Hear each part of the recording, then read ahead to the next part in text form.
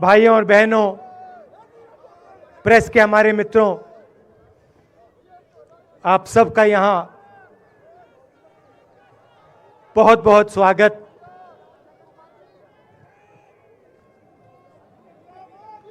आप आज यहां बर्फ में खड़े हैं, मगर आप में से किसी को सर्दी नहीं लग रही है। അന്ന് എനിക്ക് 14 വയസ്സായിരുന്നു. പതിവ് പോലെ രാവിലെ സ്കൂളിലായിരുന്നു. ജോഗ്രഫിയുടെ ക്ലാസ്സിലിരിക്കുമ്പോൾ എന്റെ ഒരു ടീച്ചർ വന്നുകൊണ്ട് പറഞ്ഞു, രാഹുൽ, നിന്നെ പ്രിൻസിപ്പൽ വിളിക്കുന്നുണ്ട് എന്ന്. ചെറുപ്പത്തിൽ അത്യാവശ്യം നല്ല വികൃതിക്കാരനായിരുന്നു ഞാൻ. ചെറുചിരിയോടെ രാഹുൽ ഗാന്ധി പ്രസംഗം തുടർന്നു. ഇന്നും അങ്ങനെ തന്നെയാണ്. എന്റെ എന്തോ വികൃതിയുടെ പേരിൽ തന്നെയാവും പ്രിൻസിപ്പൽ വിളിക്കുന്നതെന്ന് ഞാൻ ഉറപ്പിച്ചു. തല്ലുകിട്ടും. രാഹുൽ, നിനക്ക് വീട്ടിൽ നിന്ന് ഒരു ഫോൺ കോൾ ഉണ്ട്. അത് പറഞ്ഞ് പ്രിൻസിപ്പലിന്റെ ശബ്ദത്തിൽ നിന്ന് തന്നെ എന്തോ അരുതാത്തത് സംഭവിച്ചിരിക്കുന്നു എന്ന് എനിക്ക് മനസ്സിലായിരുന്നു. വിറയ്ക്കുന്ന കൈകളോടെ ഞാൻ ഫോൺ എടുത്തു. മറുതലയ്ക്കൽ അമ്മയുടെ സഹായത്തിന് വീട്ടിലുണ്ടായിരുന്ന സ്ത്രീയാണ്. രാഹുൽ, ദാദിക്ക് വെടിയേറ്റിരിക്കുന്നു. അവർ പൊട്ടിക്കരഞ്ഞുകൊണ്ട് വീണ്ടും വീണ്ടും പറഞ്ഞു, ദാദിക്ക് വെടിയേറ്റിരിക്കുന്നു. അല്പനേരത്തെ നിശബ്ദതയ്ക്ക് ശേഷം രാഹുൽ ഗാന്ധി പ്രസംഗം തുടർന്നു. ഞാൻ പ്രിയങ്കയും കൂട്ടി സ്കൂളിൽ നിന്ന് വീട്ടിലേക്ക് എത്തി. വെടിയേറ്റ സ്ഥലത്തേക്ക് പോയി നോക്കി. രക്തം ചുറ്റും തളം കെട്ടി നിൽക്കുന്നുണ്ട്. അച്ഛനുണ്ട്, അമ്മയുണ്ട്. അമ്മ ആകെ തന്നെ തളർന്നിരുന്നു. പിന്നീട് 6 വർഷങ്ങൾക്ക് ശേഷം അന്ന് ഞാൻ അമേരിക്കയിലായിരുന്നു. അച്ഛന്റെ ഒരു സുഹൃത്തിന്റെ കോൾ വന്നു. എന്നാൽ ആ കോളിൽ ഞാൻ മറുപടി കൊടുത്തു. അച്ഛൻ മരിച്ചു അല്ലേ? അതെ എന്ന മറുപടിയിൽ ആ കോളും അവസാനിച്ചു. बहुत बदमाश था जब छोटा था। बहन से पूछ सकते हो क्या क्या करता था मैं, अभी भी करता हूं। मैंने सोचा प्रिंसिपल बुला रहा है, मैंने कुछ गलती की होगी, अब मार पिटेगी। वहां पे ट्रेनिंग होती थी, मैंने सोचा था अब ट्रेनिंग होगी मेरी। मगर जब मैं चल रहा था, जिस टीचर ने मुझे बुलाया उसको देखकर मुझे कुछ अजीब सा लगा। और जब मैं प्रिंसिपल के ऑफिस पहुंचा तो प्रिंसिपल ने कहा, राहुल, तुम्हारे घर से फ़ोन कॉल है। और जब मैंने उसके शब्द सुने मुझे पता लग गया कुछ गलत हो गया है। मेरे पैर कांपे और मैंने जैसे फ़ोन अपने कान पे लगाया तो मेरे माँ के साथ एक औरत काम करती है, वो चिल्ला रही थी, राहुल, दादी को गोली मार दी, दादी को गोली मार दी, दादी को गोली मार दी। 14 साल का था।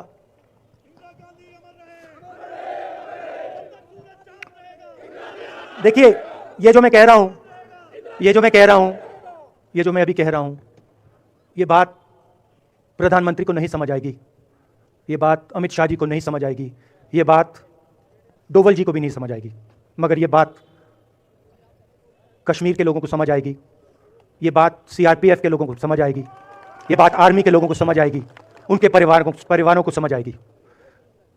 तो उन्होंने मुझे कहा, नाम ओंगमू है उसका, उसने कहा, दादी को गोली लग गई, दादी को गोली लग गई। और फिर मुझे गाड़ी में वापस ले गए। प्रियंका को मैंने स्कूल से उठाया, मैं वापस गए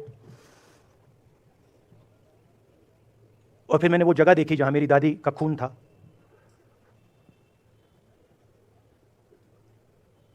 पापा आए, माँ आई। माँ बिल्कुल हिल गई थी, बोल नहीं पा रही थी।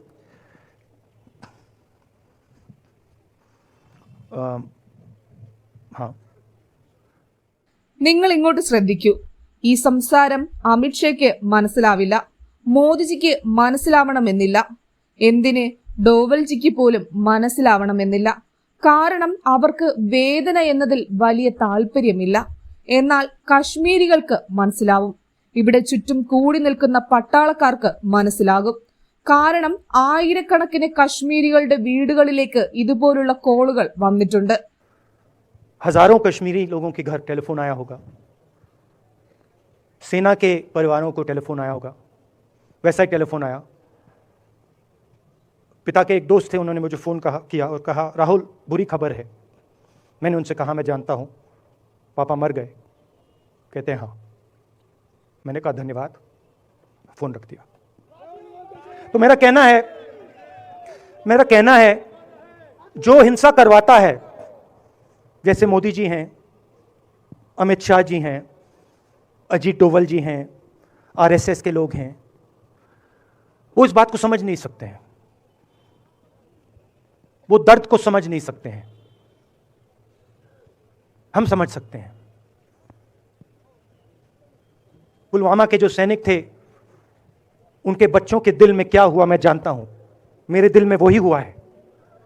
जो यहां पे कश्मीर में लोग मरते हैं, उनके दिल में क्या होता है, जब फोन कॉल आता है क्या लगता है, वो मैं समझता हूं, मेरी बहन समझती है। അതുപോലെ തന്നെ പട്ടാളക്കാരന്റെ വീടുകളിലേക്കും വന്നിട്ടുണ്ട്. അതുകൊണ്ട് നമുക്ക് മനസ്സിലാവും. ഇന്നലെ എന്നോട് ഒരു മാധ്യമ പ്രവർത്തകൻ ചോദിച്ചു, ഈ യാത്രയുടെ അന്തിമ ലക്ഷ്യം എന്താണെന്ന്. അപ്പോൾ ആ ചോദ്യത്തിൽ നിന്ന് ഞാൻ ഒഴിഞ്ഞു മാറിയെങ്കിലും എനിക്കതിന് ഉത്തരമുണ്ടായിരുന്നു. അതാണ് ഇത്. മേൽ പറഞ്ഞതുപോലെയുള്ള വെറുപ്പിന്റെ അനന്തരഫലമായ ഇത്തരം കോളുകൾ രാജ്യത്തെ ഒരു വീടുകളിലേക്കും വരാതിരിക്കുക എന്നതാണ് ഈ യാത്രയുടെ അന്തിമ ലക്ഷ്യം. വെറുപ്പിന്റെ ചന്തയിൽ സ്നേഹത്തിന്റെ കട തുറക്കാനുള്ള ശ്രമമാണ് നടത്തിയതെന്ന് ആവർത്തിച്ചുകൊണ്ടാണ് രാഹുൽ പ്രസംഗം അവസാനിപ്പിച്ചത്.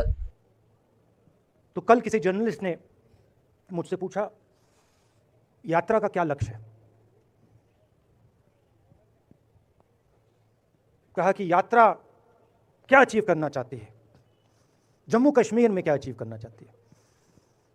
मेरे उस समय दिमाग में आया, मगर मैंने कहा नहीं बोलता हूं, कल भाषण में बोलूंगा। यात्रा का लक्ष्य है कि जो फ़ोन कॉल हैं, चाहे ये आर्मी के हों, चाहे सीआरपीएफ के हों, चाहे ये कश्मीर के लोगों के हो, ये फ़ोन कॉल बंद हो जाए।